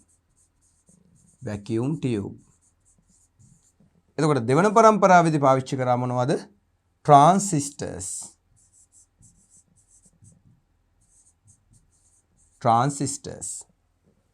එතකොට මේ transistors වලින් ඔන්න නිර්මාණය වෙච්ච යන්ත්‍ර සඳහා තමයි සරල කාණ්ඩ පද්ධති භාවිතා කරලා තියෙන්නේ. මේකද කියන විදිහට සරල කාණ්ඩ පද්ධති භාවිතා කරන්නේ දෙවන පරම්පරාවේ පරිගණක බිහිවීමත් සමග ඒ සිදු කරන කාර්යයන්ට අනුකූලව කාණ්ඩ වශයෙන් දැන් මෙතනදී කාණ්ඩ කියලා කියන්නේ බැජ් කොටස් මේ විදිහට කාණ්ඩ වශයෙන් මෙන්න මේ ABC කියලා බැජ් තුනක් තියන් ඉන්නවා කාණ්ඩ තුනක් ඒ වගේ කාණ්ඩ වශයෙන් ක්‍රමලේඛ වෙන්කර පරිගණකයට ලබා දීමට හැකි අන්ද මේ මෙහෙයුම් පද්ධති නිර්මාණය විය. එනම් පුතේ කාණ්ඩ වශයෙන් ක්‍රමලේඛ වෙන්කර පරිගණකයට ලබා දීමට හැකි මෙහෙයුම් පද්ධති නිර්මාණය වෙලා තියෙනවා දෙවන පරම්පරාවේදී. පරිගණකයේ උපයෝගීතාවයේ වර්ධනය විය. අන්න හොඳ වචනයක්. උපයෝගීතාවයේ වර්ධනය විය. මොකද්ද මේ උපයෝගීතාවය කියන්නේ? උපයෝගීතාවය කියන්නේ පුතේ පරිගණකයක් විසින් යම් කාලයක් තුල අපි කරගන්නා ලද වැඩ ප්‍රමාණය වර්ධනය වෙලා වැඩි වෙලා උපයෝගීතාවය. දැන් මෙහෙම හිතන්න පුතේ. අපිට විනාඩියකින් මොකක් හරි යන්ත්‍රයක් අපිට දත්ත 100ක් ප්‍රොසෙස් කරලා දෙනවා. විනාඩියකට යම් යන්ත්‍රයක් දත්ත 100ක් ප්‍රොසෙස් කරනවා. තව යන්ත්‍රයක් තියෙනවා එයා විනාඩියට දත්ත 1000ක් ප්‍රොසෙස් කරනවා. එහෙනම් දැන් උපයෝගීතාවයේ වැඩි අර අන්තිම යන්ත්‍රෙනේ. අයි උපයෝගීතාවයේ වැඩි කියන්නේ අර 100ක් හදනකොට මෙයා 1000ක් හදනවා. ප්‍රොසෙසිං ස්පීඩ් එක වැඩි. උපයෝගීතාවය කාර්යක්ෂමතාවය වගේමයි මේ වචනේ. උපයෝගීතාවය යුටිලයිසේෂන්ස්. හරිද? එතකොට මොහුට සකස් කරන්න පුළුවන් දත්ත ප්‍රමාණය වැඩි. ඔහුගේ උපයෝගීතාවය, හැකියාව, ශක්තිය. එහෙමනම් මේ සරල කාණ්ඩ පද්ධතිවලදී ඒ පරිගණකවල උපයෝගීතාවය වර්ධනය වෙලා. ඒ කියන්නේ ඔහුන්ට සිද්ධ කරන්න පුළුවන් වැඩ රාජකාරී ප්‍රමාණය වේගවත් වෙලා. ඒ වගේම කියනවා කාඩ්පත් හෝ පටි හරහා. කාඩ්පත් හෝ පටි. අපි කියන චුම්බක පටි නේද? මැග්නටික් ටේප්ස් ඒ වගේ දේවල්. හරහා පරිගණකයට දත්ත ලබා ගැනීමට හැකිවන ලෙස තාක්ෂණය දියුණු විය. එනම් පරිගණකයකට දත්ත ඉන්පුට් කරන්න මෙයාලා පාවිච්චි කරා කියන්නේ ඒ කාලේ මේ පංච් කාඩ්, පංච් ටේප් වගේ මැග්නටික් ටේප් මෙවැනි දේවල්. මේ කාඩ්පත් හෝ පටි හරහා පරිගණකයට දත්ත ලබා ගැනීමට හැකිවන ලෙස තාක්ෂණය දියුණු විය. පරිගණක දෘඩාංග පිළිබඳ තරම් අවබෝධයක් නොමැති වූවද දැන් මේ පරිගණකයේ තියෙන දෘඩාංග ගැන වුණා එච්චර අවබෝධයක් නොමැති වූවද පරිගණකය හැසිරවීමට මේ තුලින් හැකියාව ලැබුණි. එතකොට අවබෝධයක් නොමැති වූවද පරිගණක දෘඩාංග පිළිබඳ අවබෝධයක් නැති වුණත් මේ පරිගණක හසුරවන්න හැකියාව ලැබිලා තියෙනවලු මේ සරල කාණ්ඩ පද්ධති නිසා. හරි. ඉතින් ඔතනදී අපිට බලන්න පුළුවන් දැන් මේ පරිගණකවලට භාවිතා කරපු ඔය පංච් කාඩ්, පංච් ටේප් වගේ දේවල් මේ තියෙන්නේ. අන බාන්න දරුවනේ මේ තියෙන්නේ සිදුරු මේ සිදුරු පංච්. ඒතර මේ තියෙන්නේ පංච් පේපර්ස්, කාඩ්පත්, පංච් කාඩ්. එතකොට මේ තියෙන පංච් ටේප් එක. මේ වගේ දේවල් වලින් තමයි දෙවන පරම්පරාවට නිර්මාණය කරන ලද මේ සරල කාණ්ඩ පද්ධති භාවිතා කරපු යන්ත්‍රවලට දත්ත ආදානය කරන්න භාවිතා කරේ පුතේ. දැන් මේ ඔක්කොම අද පෙන් ඩ්‍රයිව් එකකින් තියෙන්නේ. ඒ ආයෙ නිසා මෙතන පෙන් ඩ්‍රයිව් එකක් තියලා තියෙනවා නිකන් හරලා පින්තූරේ ලස්සන කරගන්න. මොකද මේ සම්පූර්ණ සිදුවීම් මාලාවම නේද? අද පොතේ මෙයාගේ පොඩි පෙන් ඩ්‍රයිව් එකකින් අපිට කරගන්න පුළුවන්. ඒ කාලේ පරිගණකයකට අදාළ කරන උපදෙස් නේද? ඒ ආදාන ලබා දීලා තියෙන මේ විදිහට. එක බිඳුව නිර්මාණය වෙන්නේ මෙන්න මේ කාඩ් වල තියෙන මේ ආලෝකයේ ගමන් කිරීමේ ඒ රටාව අනුව. ඒ රටාවෙන් තමයි පරිගණකයට කියන්නේ මොන වගේ දත්තයක්ද මේ පරිගණකයට අපි ඇතුල් කරේ කියලා. අතන මේවා තමයි පුතේ මේ පංච් ටේප් වර්ග. තව තියෙනවා මැග්නටික් ටේප්. අපි ඊට කලින් මේ පංච් ටේප් කියන්නේ මොනවද කියලා තමයි මේ බලලා හිටියේ. ඒවා. මේ රූප සරහන් බලා ගන්න. දැන් මේ තියෙන්නේ පුතේ මැග්නටික් ටේප්. මේ තියෙන්නේ ටේප් ක්‍රියාත්මක වෙන විදිය. මැග්නටික් ටේප් මේවා හරහා මේ මැග්නටික් ටේප් ක්‍රියාත්මක වෙනවා. මේ තියෙන්නේ මැග්නටික් ටේප් ක්‍රියාත්මක වෙන ඒ යන්ත්‍ර. එතකොට මේ මැග්නටික් ටේප් හරහා තමයි දත්ත ආදානය කරන්නේ, ප්‍රතිදානය කරන්නේ. මෙතනත් මේ තියෙන පුතේ මැග්නටික් ටේප් එකක් මේ අතේ තියන් ඉන්නේ. ඒ ටේප් එකෙන් තමයි පරිගණකයට දත්ත දෙන්නේ. මෙතන ස්විචස් තියෙනවා. මේ ස්විචස් කරකවන්න පුළුවන්. කරකවල තමයි මේවා නිර්මාණය කරන්නේ. මේ ස්විචස් මේ සීලම දේවල් මේ දෘඩාංග එක්ක ඍජු සම්බන්ධයක් දක්වනවා. ඒ නිසා මේ ටේප් එකක් හයි කරන්න, ගලවන්න විශාල කාලයක් යනවා. ඒකයි කිව්වේ ආදාන මේ ප්‍රෝග්‍රෑමින් අලුතෙන් අපිට ඇඩ් කරන්න විශාල කාලයක් ගත වෙනවා කියලා අපි මේවා කිව්වා. මොකද මේවා හයි කරන්න, ආයි ගලවන්න කරන්න ලොකු වෙලාවක් යනවා. පෙන් එකක් ගහනවා, ගලවනවා වගේ ඉක්මනට අපිට මේක කරන්න බෑ. රයිට්. ඉතින් මේ රූප සරහන් වලිනුත් අපිට ගන්න තියෙන දේවල් ලබා ගන්න පුතේ. මේ තියෙන ටේප් එකක්. මේ ටේප් මෙහෙම හයි කරලා මේ ස්විචස් ඔබලා මේ යන්ත්‍ර ක්‍රියාත්මක කරන්න දිගු කාලයක් ගත වෙනවා. හරි. ඉතින් මෙන්න මේ වගේ දේවල් තමයි ඔය ඈත ඒ ඉතිහාසය තුලදී අපිට දකින්න හම්බ වෙන්නේ. දැන් අපි කතා කරමු මේ සරල කාණ්ඩ පද්ධති වල සුවිශේෂී ලක්ෂණ. සරල කාණ්ඩ පද්ධති වල සුවිශේෂී ලක්ෂණ කියන්නේ මොනවද කියලා. සකසනේ උපයෝගීතාවය වැඩි කර ගැනීමට හඳුන්වා දුන්නලු. මොකද පුතේ කලින් දැන් රේඛීය සැකසීමේදී සකසනය නිකන් හිටියේ. ආදාන සහ ප්‍රතිදාන නොමැති අවස්ථාවක රේඛීය සැකසීමේ තිබුණු සකසනය නිකන් ඉන්නේ. මං කිව්වා වොෂින් මැෂින් එකේ රෙදි හොදලා ඉවර නම් පුතේ මැෂින් එක නිකන්. අපිට මේ මැෂින් එකේ හාල් හොදන්න බෑනේ. නේද? හාල් හොදන්න බෑ එකකින් අපිට. එයා රෙදි හොදලා ඉවර නම් එයා නිකන් එයා ඔයාගේ පාඩුවේ ඉන්නවා. එයා වෙන වැඩක් කරන්නේ නැහැ. ඒ වොෂින් මැෂින් එකයි අපිට උදව්වක් කරන්නේ නැහැ. නේද? ගෙදර අම්මට පොල් ටික ගාලා දෙන්නේ නැහැ. ඒ නිසා මේව අපරාධයි. ඒ අදාළ කාර්ය සිද්ධ කරලා පස්සේ මේ මැෂින්ස් නිකන් තියෙන්නේ.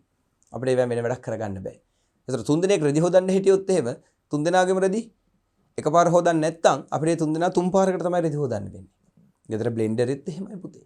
ගෙදර බ්ලෙන්ඩරේ මොකක් හරි ජූස් එකක් හදලා දුන්නාම හෝ මොනවා හරි දෙයක් වඩ බ්ලෙන්ඩ් කරලා දුන්නාට පස්සේ මේ මැෂින් එක නිකන් තියෙන්නේ.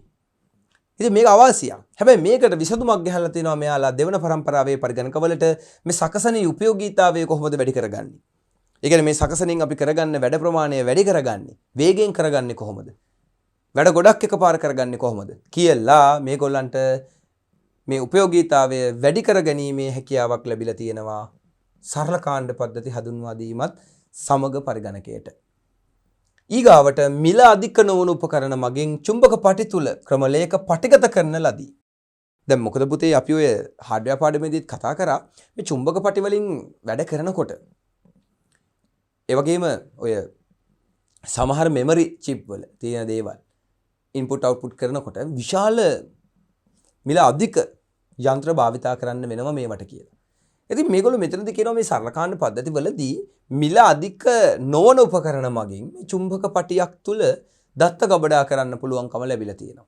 දැන් මම පුතාලට රූප සටහන් පෙන්වන්නේ මේ චුම්බක පටිය කොහොමද මේ යන්ත්‍රත් එක්ක සම්බන්ධ වෙලා තියෙන්නේ කියලා. ඉතින් මේ වගේ චුම්බක පටියකට අපිට දත්ත ඇතුල් කරන්න, ඒ දත්ත කියවන්න නම් ඊට සම්බන්ධ විශේෂිත උපකරණ තියෙනවා. ඉතින් මෙයාලා කියනවා මේක යාලා ලොකු වාසියක් විදිහට සලකනවා. මොකද මිල අධික නොවන උපකරණ මගින්. මිල අධික නොවන උපකරණ මගින් චුම්බක පටියක තියෙන ක්‍රමලේඛයක් පටිගත කරන්න පුළුවන්කම ලැබිලා තියෙනවා මෙයාලට. ඉතින් මෙයාලා ඒකෙදි කියනවා ඒ සඳහා භාවිතා කරපු යන්ත්‍ර මිල අධික නැහැ. මිල අධික නැති නිසා ඒක සුවිශේෂී ලක්ෂණයක්. මොකද කොස්ට් එක කියන එකනේ මෙතනදී ගොඩක් වෙලාට බලපාන්නේ. මෙහෙයුම් පද්ධතිය ඊගාව එක. මෙහෙයුම් පද්ධතිය මගින් වරකට එක බැගින් චුම්බක පටියේ ඇති ක්‍රමලේඛ ප්‍රවේශ කර ක්‍රියාත්මක කරන ලදී. වරකට එක බැගින් මේ චුම්බක පටියේ තියෙන ක්‍රමලේඛ. දැන් මේ චුම්බක පටියක තියෙනවනේ පුතේ ප්‍රෝග්‍රෑම් 1 2 3 කියලා ප්‍රෝග්‍රෑම් ගොඩක් තියෙනවා කියලා හිතන්නකෝ. එතකොට මෙන්න මේ ක්‍රමලේඛ ප්‍රවේශ කරගෙන ක්‍රියාත්මක කරනවලු වරකට එක බැගින්. දැන් එකක් ගන්නවා ඒක ප්‍රොසෙස් කරලා ක්‍රියාත්මක කරනවා. ඊගාට තව එකක් ගන්නවා. එතකොට මෙන්න මේ විදිහට මේ ක්‍රමලේඛ එකින් එක වරකට එක බැගින් හරිද? මේ පරිගණක වලට ප්‍රවේශ කරලා ක්‍රියාත්මක කිරීමේ ක්‍රමයක් සරල කාණ්ඩ පද්ධති වල තියෙනවලු. එතකොට ඒක කරන්නේ මේ OS එක විසින්. ඒ OS එක විසින් මේක කරන්නේ මේ චුම්බක පටියේ තියෙන ක්‍රමලේඛන. එකින් එක අරගෙන ඔන්න ක්‍රියාත්මක කරලා තියෙනවා. පවතින ක්‍රමලේඛය ක්‍රියාත්මක වී අවසන් වූ පසු දැනට පවතින ක්‍රමලේඛනේ. දැනට මොකක් හරි ක්‍රමලේඛනයක් මේකේ පවතිනවනේ මේ පරිගණකයේ තුල. මොකක්කෝ ප්‍රෝග්‍රෑම් එකක් තියෙනවා පුතේ. ඒක ක්‍රියාත්මක වෙලා අවසන් වූ පසු එහි ප්‍රතිදානය. දැන් මොකක් හරි ප්‍රෝග්‍රෑම් එකක් ක්‍රියාත්මක වුණාට පස්සේ පුතේ එයා බිහි කරන ප්‍රතිදානයක් තියෙනවනේ අවුට්පුට් එකක්. නේද? හිතන්න අංක ටිකක් එකතු කරා නම් ඒ එකතු කරන අංක ටික එකතු වුණේ මේ ක්‍රමලේඛනයේ නිසානේ. ඊට පස්සේ ඒක එකතු කරාට පස්සේ ඒකෙදි අපිට උත්තරයක් එනවනේ ආන්සර් එකක්. ඒක වෙනස් පටියක ලියන්න ඕනේ. වෙනම පටියක. මොකද ප්‍රෝග්‍රෑම් එක තියෙන මේ ටේප් එකේ ලියන්න බැරිලු. දැන් මෙතන ටේප් එකක් තියෙනවනේ මෙහෙම. ඒකේ මෙහෙම පටියක් ගමන් කරනවනේ. ඒ පටියේ තියෙන්නේ මේ ගණන් ටික එකතු කරන්න ඕනි කොහොමද කියලා. එතකොට මේ ගණන් ටික එකතු කරලා එයා උත්තරයක් හදනවා. ඒ උත්තරේ අපිට අවුට්පුට් කරනවා නම් තව පටියක ලියන්න වෙනවලු. තව පටියක. වෙනස් පටියක ලියලා ඊගාව නැත්නම් ඊළඟ වැඩසටහන මෙහෙම පද්ධතිය මගින් ප්‍රවේශ කරගනි. එතකොට මේ වැඩේ කරාට පස්සේ ඒ අවුට්පුට් එක තව පටියක ලියනවා. ඊට පස්සේ ඊගාවට වෙන්න ඕනේ මොකද්ද කියලා ඒ පටියෙම ඉතුරු ප්‍රෝග්‍රෑම් එක ඒ පටියෙම ඒ ටේප් එකෙම ලෝඩ් කරගන්නවා. මේක මම මේ කිව්ව දේ තේරුණාද කියලා බලන්න ආයි පාර. දැන් මේ වගේ මැග්නටික් ටේප් තියෙනවනේ පුතේ. මම මේ මැග්නටික් ටේප් එක මෙහෙම දිගාරින්න ඔන්න ඔය වගේ හරස් කඩා. දැන් මේ ටේප් එකේ මෙතන තියෙනවා මොකක් හරි වෙන්න ඕනි වැඩ ප්‍රෝග්‍රෑම් එකක්. ඒතකොට එයායි ප්‍රෝග්‍රෑම් එක සකස් කරනවා x කියන. ඒකෙන් එළියට එනවා 1 2 3. දැන් ওই 1 2 3 අපිට සේව් කරගන්න ඕන නම් මේ වගේ තව පටියකට ඔක ගිහින් ගබඩා කරනවා. හරිද? මොකද මේ පටිය දැන් මේක ඉන්පුට් කරපු පටියෙම මේක මුකුත් කරන්න බෑනේ. ඉන්පුට් එකේ මේ ඉන්පුට් එක, මේ ප්‍රොසෙස් එක, මේ අවුට්පුට් එක. අවුට්පුට් එකත් වෙන පටියක. ඊගාවට මෙයා මොකද කරන්නේ? ඒක 1 2 3 කියලා එතෙන්ට ගියාට පස්සේ ආයෙ මෙතන තියෙනවා ඊගාව ප්‍රෝග්‍රෑම් එක. මේ පළමු ප්‍රෝග්‍රෑම් එක, මේ දෙවෙනි ප්‍රෝග්‍රෑම් එක. එයා ආයෙ දෙවෙනි ප්‍රෝග්‍රෑම් එක රන් කරනවා. ආයෙ ඉතින් එළියට එනවා ABC කියලා. ආයෙ ABC මොකද කරන්නේ? ආයෙ තව පටියකට ඉන්පුට් කරනවා. මේ අවුට්පුට් කරනවා. ආයි ඊගාව ප්‍රොසෙස් එකට එනවා. මේ විදිහට මේ ඉන්පුට් එක තියෙන ඒ ප්‍රොසෙස් එක ඉන්පුට් එක තියෙන ප්‍රොසෙස් එකේ ප්‍රොසෙස් ටික ඉවර වෙනකම් පුතේ මේක ක්‍රියාත්මක වෙනවා. එතකොට ඊට අදාළ ප්‍රොසෙස් එක මෙතනින් සිද්ධ වෙලා ඒ අවුට්පුට් එක තව පටියක මේ විදිහට ගබඩා වෙනවා. ඒ කියන්නේ පටි දෙකක් එතකොට මැග්නටික් ටේප් දෙකක්. එතකොට අපිට ඕවා බලා ගන්න පුළුවන් දැන් ඔය කියන කතාවේ නම් මෙන්න මේ වගේ තිබ්බා වෙන්න පුළුවන්. දැන් මේකක ඉන්පුට් වෙන්න පුළුවන් මේකක අවුට්පුට් වෙන්න පුළුවන්. මේකක ඉන්පුට් මේකක අවුට්පුට්. ඔය දෙකක් අපි දකින්නේ. හරි. එතකොට මේ තියෙන්නේත් එහෙමයි මේ. මෙතන දෙක මේ තියෙන්නේ. එතකොට සමහරට පුතේ මේ ටේප් රෝලේ හරිද? මේ ටේප් රෝලෙන් ඉන්පුට් යනවා. ඒ ගෙවල් ප්‍රොසෙස් වෙලා මේ රතු පාට එකට අවුට්පුට් එනවා වෙන්නත් පුළුවන්. මම දන්නේ නැහැ. මම මේව හැට දැකලා නැහැ. රයිට්. අපි ඒ කාලේ ඉඳලා නැහැ. මම මේ නිකන් රූප සටහනක් භාවිතා කළා මේ කිව්ව ක්‍රියාවලිය නිකන් මේ අවබෝධ කරලා දුන්න පුතේ. නම් මෙහෙම වෙන්නත් පුළුවන්. රයිට්. මේ නිල් පාට ටේප් එකෙන් ඉන්පුට් ටික අරගෙන ඒව ප්‍රොසෙස් කළා රතු පාට ටේප් එකට අවුට්පුට් උනා වෙන්නත් පුළුවන් නේද? ඒතර මේ කියන මේ යන්ත්‍රවල මේ ස්විච් හරහා ඒ අදාළ ප්‍රොසෙස් එක සිද්ධ වෙන්නේ. යම් සුළු එකතු කිරීම, අඩු කිරීම, ගුණ කිරීම මේ ගණිත කර්ම. අපි දන්නේ ඒ කාලේ ඒගොල්ලෝ මේව මොනවටද පාවිච්චි කරේ කියලා. අපිට හිතා ගන්න බෑ. අද වර්තමානයේ නම් ළමයි අපිට පුළුවන් කියන්න අද අපි මොනවද කරන්නේ අපේ පරිගණකේ? අපිට කියන්න පුළුවන්. නමුත් ඒ කාලේ නේද පුතේ 1950න් පස්සේ අපි දන්නේ නැහැ ඒ කාලේ මොනවද සිද්ධ වුනේ කියලා. අපි හිතියේ නැහැ. ඒතර මේ නොදන්න නොදැක්ක අතීතයක් අපි මේ කතා කරන්නේ. ඒක අපි අවබෝධය ලබා ගන්නේ ඇයි? අපිට මේ පාඩම් ටිකත් එක්ක ඉස්සරහට යනකොට මේ කියන තාක්ෂණයත් එක්ක මේ කියන තොරතුරු තාක්ෂණ ICT කියන විෂයත් එක්ක අපි ඉදිරියට යනකොට අපිට මේවා අවශ්‍ය වෙනවා. කතා බහ කරනකොට යම් කරුණු තේරුම් ගැනීමට නේද? මේ ඉතිහාසය ගැන අපිට ඉගෙනගෙන තියෙන එක ගොඩක් වාසි. ගොඩක් ප්‍රයෝජනවත්. මොකද අපිට ඉතිහාසයේ අතීතය අමතක කරලා පුතේ වර්තමානයේ තුල කරන ක්‍රියාකාරකම් වලින් අනාගතයක් නැති වෙනවනේ. එනිසා අපිට අනාගතයකට යනකොට අපිට අතීතයේ තුල ඒ භාවිතා කරපු තාක්ෂණික ක්‍රමවේද ශිල්ප ක්‍රම නේද මේව ඉගෙන ගන්න ඕනේ. එතකොට මේ දේවල් එක්කනේ අපිට ඉස්සරහට යන්න පුළුවන්.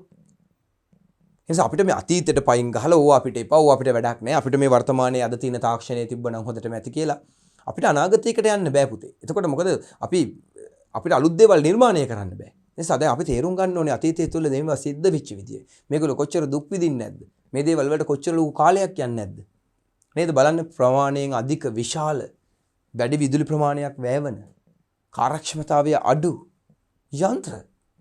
යන්ත්‍ර මේ රයිට් එහෙනම් මෙන්න මේ විදිහට එක ටේප් එකක තිබ්බ දත්ත ප්‍රොසෙස් වෙලා තව ටේප් එකකට අවුට්පුට් උනා වෙන්න පුළුවන්. හයි මෙතනක් තියෙන ඕන ටේප් එකක් ප්‍රෝග්‍රෑම් කරන ආකාරයක් එතන ටේප් දෙකක් අපිට දකින්න හම්බ වෙනවා. රයිට් මෙතනත් ඉතින් ඒ විදිහටම ටේප් එකක් ඔන්න තියෙනවා. ඒ ටේප් එකේ තියෙන දත්ත මේ විදිහට මෙතනින් අවුට්පුට් වෙනවා වෙන්න පුළුවන්. මේක නම් Exelon automation කියලා තමයි මේකේ නම දාලා තියෙන්නේ CNC5 කියලා. මේක ටිකක් මම හිතන්නේ මෑතකදී නිර්මාණය වෙච්ච යන්ත්‍රයක් වෙන්න ඕනේ. මොකද ඩිස්ප්ලේ එකක් එහෙමත් තියෙනවනේ පුතේ.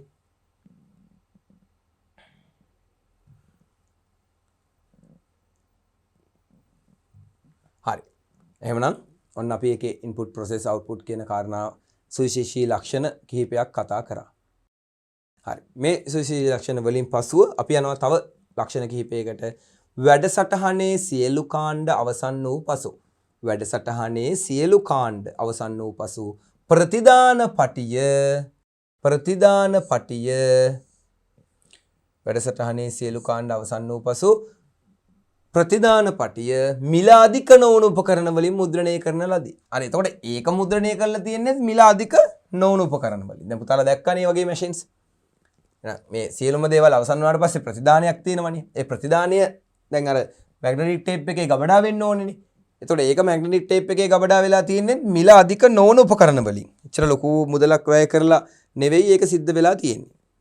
ඒ වගේම තමයි දෘඩාංග වලට ඍජු ප්‍රවේශයක් නැහැ. දැන් මේ මේ කියන්නේ හાર્ඩ්වෙයාර් පාර්ට්ස් තියෙනවනේ මේ සරල කාණ්ඩ පද්ධතිවල. ඒ තියෙන දෘඩාංග වලට ඍජු ප්‍රවේශයක් නැහැලු. ඍජු ප්‍රවේශ වෙන්න බෑ. මොකද ඒව පුතේ අර මැග්නටික් ටේප් එකෙන් එන ක්‍රියායනත් එක්ක සම්බන්ධ වෙලා එකතු වෙලා තමයි ඒවා ක්‍රියාත්මක වෙන්නේ. ඒ නිසා ඒවා ඩිරෙක්ට් කර ස්විචස් ටක් ගාලා කරකවනකොට එහෙම ඍජුව ප්‍රවේශ වෙන්න බෑ. එහෙම ප්‍රවේශ වෙන්න පුළුවන්කම තිබුණා රේඛීය සැකසීමේ. රේඛීය සැකසීමේ ඍජු ප්‍රවේශයක් තිබුණා. හැබැයි සරල කාණ්ඩවල ඍජු ප්‍රවේශයක් නොමැත. එකිනෙකට එකක් වෙනස්. මතක තියාගන්න. ඒකීය ක්‍රම ලේඛනයක්. මේකෙත් පුතේ එක ක්‍රම ලේඛනයක් ක්‍රියාත්මක වෙන්නේ. ක්‍රම ලේඛන රාශියක් ක්‍රියාත්මක වෙන්නේ නැහැ. එකක් ඉවර වුණාම එකක් ක්‍රියාත්මක වුණේ. ඒ නිසා මේකේ තියෙන ඒකීය ක්‍රම ලේඛනයක්. ඉහළ ප්‍රතිචාර කාලයක් තියෙනවා. ඉහළ ප්‍රතිචාර කාලයක්. ප්‍රෝග්‍රෑම් එක රන් වෙච්ච ගමන් අපිට අවුට්පුට් එක බලන්න පුළුවන්. ටක් ගාලා මේක ප්‍රොසෙස් වෙනවා. එහෙම ඉහළ ප්‍රතිචාර කාලයක් මේකේ තියෙනවා. මොකද උපයෝගීතාවයත් වැඩි කියලා කිව්වනේ පුතේ සරල කාණ්ඩ පද්ධතිවල. ඒ වගේම මේකේ තවත් ලක්ෂණයක් තියෙනවා ඉහළ ප්‍රතිචාර කාලයක්. අන්තිම එක. ආදාන ප්‍රතිදාන තුර සකසනේ අලසවසටි. ඒකෙත් පුතේ ටේප් එක හයි කරනකම් ටේප් එකට යම් කිසි දෙයක් අවුට්පුට් වෙනකම් සකසනේ නිකන් ඉන්නේ. අපිට වෙන කරන්න දෙයක් නැහැ. අර ටේප් හයි කරලා ඒව මෙහෙම ඇදලා කරලා මේක සෙට් කරනකම් ඉන්පුට් එකනේ පුතේ. ඉතින් මේ වැඩ ටික කරනකම් මේ සකසනේ වෙන වැඩක් කරන්න බෑනේ. සකසනේ අලසව ඉන්නේ. ඒ වගේම ඒ අවුට්පුට් එක නැවත ටේප් එකක අපි ගබඩා කරන්න ඕනේ. ඒක ගබඩා වෙනකොටත් සකසනය අලසව සිටි. ඕක දෙකේම තිබුණා. රේඛීය සැකසීමෙත් මේක තිබුණා. සරල කාණ්ඩ වලදීත් ඒක විසඳ ගන්න බැරි වුණා. ඉන්පුට් අවුට්පුට් වලදී සකසනේ නිකන් ඉන්න එක. රයිට්. එහෙනම් පැහැදිලිනේ. ආදාන ප්‍රතිදාන අතරතුර සකසනේ අලසව ඔන්න සිටිනවා. වාසි සරල කාණ්ඩ පද්ධති වල වාසි සිම්පල් බැච් ප්‍රොසෙසිං. මොනවද මේ සරල කාණ්ඩ පද්ධති වල වාසි දෙක? මතකයේ කුඩා කොටස් මෙහෙයුම් පද්ධතිය සඳහා භාවිතා කරයි.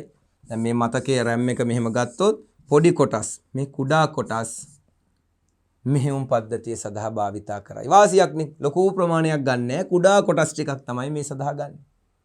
අනික වියදම් අධික පරිගණක.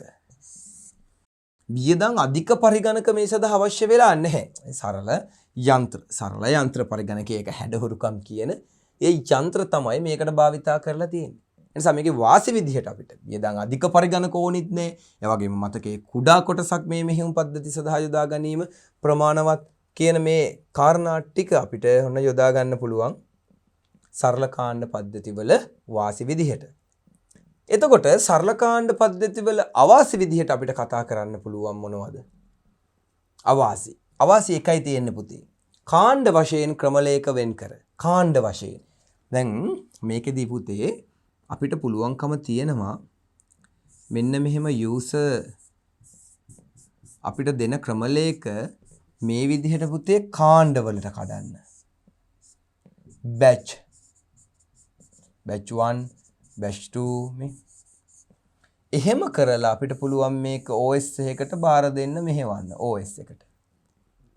එහෙනම් කාණ්ඩ වශයෙන් ක්‍රමලේඛ වෙන් කරලා මෙයත් batch කාණ්ඩ වශයෙන් ක්‍රමලේඛ වෙන් කරලා පරිගණකයට ලබා දීමට අවශ්‍ය වීම. දැන් පරිගණකයේ මේ බැච් එක ගත්ත ප්‍රොසෙස් කරා ඊට අදාළ අවුට්පුට් එක ලබා දුන්නා. මේ බැච් එක ගත්තා ඒකට අදාළ අවුට්පුට් එක ලබා දුන්නා. මේ බැච් එක ගත්තා ඒකට අදාළ අවුට්පුට් එක ලබා දුන්නා. දැන් මේ යූසර්ට කාණ්ඩ තුනට අවුට්පුට් තුනක් තනි ඔපරේටින් සිස්ටම් එකෙන් හැදෙනවා. තනි යූසර්ගේ තනි OS එකක්. හැබැයි බැච් තුනක් අවුට්පුට් තුනක්. එහෙනම් අවාසිනි. මොකද අවාසිය කාණ්ඩ වශයෙන් ක්‍රමලේඛ වෙන් කරලා පරිගණකයට ලබා දීම අවාසියක්. අයි පුතේ මේ ටික ඔක්කොම එකපාර දෙන්න පුළුවන්කම තිබ්බනම් හොඳයිනේ. දැන් මේ එකින් එක අපිට මේ විදිහට පරිගණකයකට දෙන්න වෙනවනේ මේක.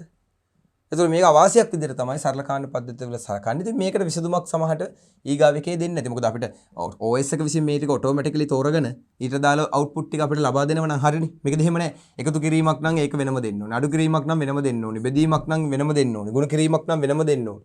ඒතකොට ඊට දාලා එකතු වෙලා මෙතනින් උත්තරේ එනවා. අඩු වෙලා මෙතනින් උත්තරේ එනවා. ඉතින් මේක කරන්න බෑනේ සාමාන්‍ය සරල කාණ්ඩ පද්ධතියක. ඉතින් ඊට වඩා හොඳයි අපිට මේ ටික ඔක්කොම එකපාර කරන්න පුළුවන් නම් එයා OS එක තීරණය කරයි මේ එකතු කිරීමක්ද අඩු කිරීමක්ද බෙදීමක්ද ගුණ කිරීමක්ද කියලා එයා තීරණය කරයි. එයා තීරණය කළා ඊට දාලා අවුට්පුට් එක අපිට ලබා දෙයි. දැන් මෙතනදී අපි එපෑ තීරණය කළා කාණ්ඩ වලට මේක බෙදලා දෙන්න. එකින් එක බෙදලා දෙන්න. ඒ නිසා පුතේ මේක සරල කාණ්ඩ පද්ධති වල අවාසියක් විදිහට කතා කරනවා. එහෙමනම් මේ විදිහට අපිට සරල කාණ්ඩ පද්ධති පිළිබඳ අවබෝධයක් ගන්න පුළුවන්. ඔය රේඛීය සැකසීම සහ සරල කාණ්ඩ පද්ධති කියන දෙක මෙතනදී අපි සාකච්ඡා කරා. එතකොට මෙන්න මේ දෙකේ වෙනස්කම් ටික තමයි අපි අවබෝධ කරගන්න ඕනේ. මොකද රේඛීය සැකසීමේ අවාසියක් තිබ්බා. ඒ නිසා සරල කාණ්ඩ පද්ධතිය ආවා. සරල කාණ්ඩ පද්ධතිය වල අවාසියක් තියෙනවා. මේ නිසා බහු සැකසුම් පද්ධතිය එන්නේ. ඒ නිසා පුතේ මේ එකක අවාසි නිසා තමයි ඊගාව එක මතුවෙන්නේ. ඒ නිසා මේකේ අවාසිය තමයි මේ කාණ්ඩ වලට බෙදෙන එක. බලමු. මේකට අවස්ථාවක් අපිට ඊගාව පරිණාමයේදී ලබා දීලා ඇති. නිසා මෙතනදී අපි කතා කරා මේ සරල සහ රේඛීය කියන මේ පරිණාමයන් දෙක අතීතයේ භාවිතා වෙච්චි පරිගණකවල තිබ්බ දේවල්. ඉතින් ඒ අදාළ රූප සරහන් ඔබ දැක්ක පුතේ. ඉතින් මේකත් අර මං මුලින් පටන් ගත්තා වගේම ඔබට තියෙන්නේ මේ ගැන හොඳ අසා සිටීමක් කරන්න විතරයි. ඒ පැහැදිලි අවබෝධය එතකොට ඔබට ලැබෙයි. මොකද මේ කොටස් වලින් අපිට පුතේ අර එහෙම අර ආස හිතන දේවල් කතා කරන්න නැහැ. මොකද මේවා අතීතයේදී භාවිතා කරපු පරිගණකයන්, ඒවා ඇතිබුණු මේ තාක්ෂණික ක්‍රමවේදයන්. ඉතින් මේවා ටිකක් අපිට හුරු පුරුදු නැහැ. මේවා ටිකක් නොතේරෙනවා. මොකද ඒ කාලේ ඔය භාවිතා කරපු දේවල් නෙමෙයි අද අපි භාවිතා කරන්නේ. අද අපි මීට වඩා ඉතා දියුණු තාක්ෂණයක් තමයි පාවිච්චි කරන්නේ. ඒ නිසා ඒ කාලේ තිබ්බ මේ යල්පැන ගිය තාක්ෂණික ක්‍රමවේද අද අපිට සෙට් වෙන්නේ නැහැ. ඒ නිසා මේක ටිකක් අර ඒ වගේ නීරස ගතියක් අපිට දැනෙන්න පුළුවන්. ඉතින් ඔය විදිහට තමයි මේ කොටසත් ඉවර වෙන්නේ. ඉතින් අපි මෙතනදී තාමත් කතා කරන්නේ පරිණාමනයේ කොටස් දෙක පමණයි. අපි මේ සාකච්ඡා කරේ. මම දරුවන්ට පෙන්නන්නම්. අපි දැන් සාකච්ඡා කරන් ආපු කොටස්. එහෙනම් අපි රේඛීය සැකසීම සහ සරල කාණ්ඩ පද්ධති කියන කොටස් දෙක දැන් සාකච්ඡා කරලා අවසන් කළා. අපි ඊගාවට බහුක්‍රම ලේඛිත කාණ්ඩ පද්ධති සහ කාල සම්භාවිත පද්ධති සාකච්ඡා කරනවා. දැන් මේ ඒකකයෙන් අපි මේ කොටස් දෙක සාකච්ඡා කළා අවසන්. එහෙනම් ඊගාව ඒකකයෙන් පුතේ අපි බහුක්‍රම ලේඛිත කාණ්ඩ පද්ධති සහ කාල සම්භාවිත පද්ධති කියන්නේ මොනවද කියලා සාකච්ඡා කරමු. එහෙනම් එතකන් පුතාලා මේ කොටස හොඳ අවබෝධයකින් යුක්තව ඒක සඳහා ලෑස්ති වෙලා මීට අදාළව තව විස්තර විකිපීඩියා එකෙන් හොයලා බලන්න අන්තර්ජාලයේ සැරසරන්න මේකට අදාළ පින්තූර ටිකක් එහෙම හොඳට බලලා පුතාලා හොඳ සූදානමක් තියාගන්න. එතකොට අපි ඊගාවට බහුක්‍රම ලේඛිත කාණ්ඩ පද්ධති සහ කාල සම්භාවිත පද්ධති වලදී හම්බ වෙමු. එhmenan එතකම් මේ කොටසෙන් සමුගන්නවා ඊගාව කොටසෙන් හමු වෙනතුරු